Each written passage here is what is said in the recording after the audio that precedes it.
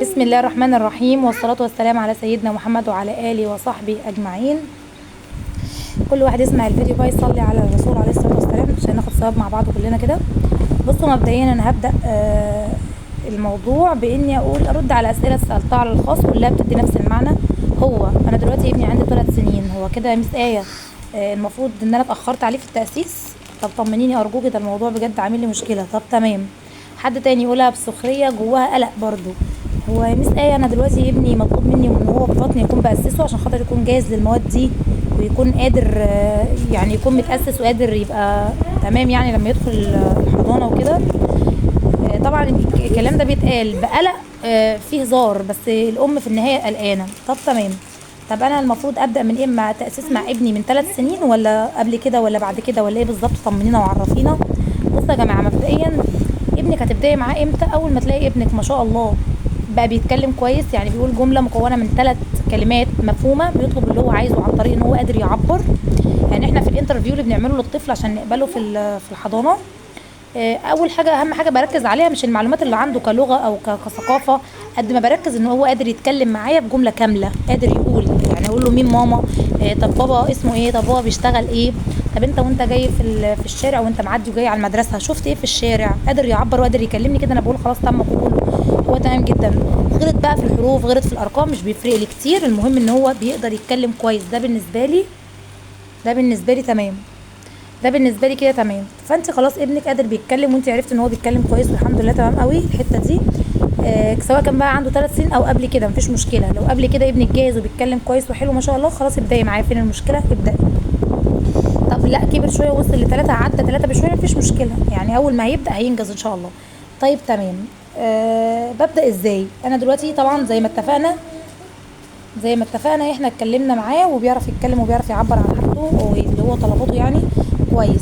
فانت بتيجي في المرحله دي وطبعا انت بتحكي له قصه، ممكن تكوني بتجيبي له مثلا بطايق فيها صور او صور موجوده في مجله او اي حاجه انت شايفه قدامك قادر يعبر.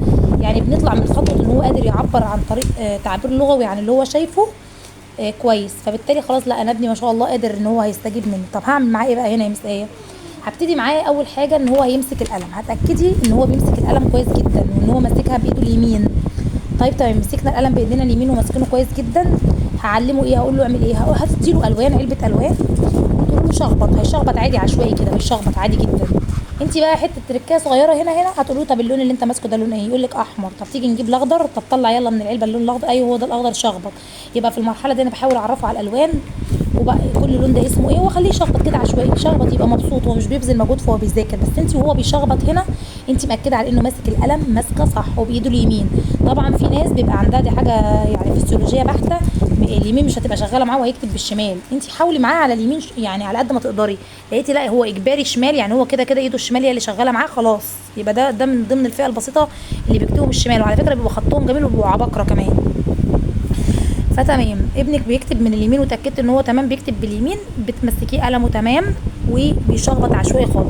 خلاص هو بقى عادي. يلا تيجي نلون يا ابراهيم، تيجي نلون يا يارا، تيجي نلون يا بسمله. تمام، بتحب بقى تشخبط وسهل الموضوع بالنسبه لها وعرفتيها على كذا لون، مره تغلط ومره تجاوب. طب تمام، المرحله دي الاولانيه ما فيهاش اي قيود ولا اي قوانين. طيب المرحله دي هتاخد معايا يوم ولا 2 يا مس ايه ولا 3؟ لا حضرتك زي ما انت شايفه ابنك قدامك براحته لحد ما هو بيشخبط وهو ماسك القلم صح 100%.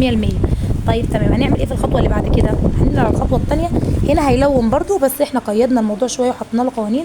عملنا له دائره وقلنا له دي اسمها دائره، لون لي الدائره من جوه. فهو هنا الالوان هيلون برده، بس ما كانش بقى عشوائي وكده، لا ده انت مش هتطلع لي بره الاطار ده. فبقى التلوين بتاعه مقيد شويه، فيه قانون، دخلت له قانون. بعد كده عملت له مثلا ايه سكوير وقلت له طب لونه لي، لونه. تمام يا حبيبي 100 100. عملت له تريانجل قلت له لونه. طب يا حبيبي ده انت 100 100 قوي، عسل كمان اهو. لو ما تخرجش بره. يبقى احنا هنا لونا برده في المرحله دي، بس ما حطينا له قوانين او قواعد، لا انت مش هتطلع بره. لما يطلع بره كده برده ما ينفعش يا حبيبي، احنا قايلين ايه مش هنطلع بره كده. دي تاني حاجه هو عمل. هتاخد المرحله دي معايا قد ايه؟ والله في عيل هياخد يوم يومين، في عيل هياخد اسبوع، في عيل هياخد شهر، انت اللي شايفه وانت اللي هتحكمي. دي المرحله الثانيه. نتاكد برده احنا بنلون هنا ماسكين القلم صح، ماسكين القلم صح. دي اول مرحله. طيب هكتفي بالكادر ده في الفيديو ده وهكمل في الفيديو اللي بعده. شكرا، سلام عليكم.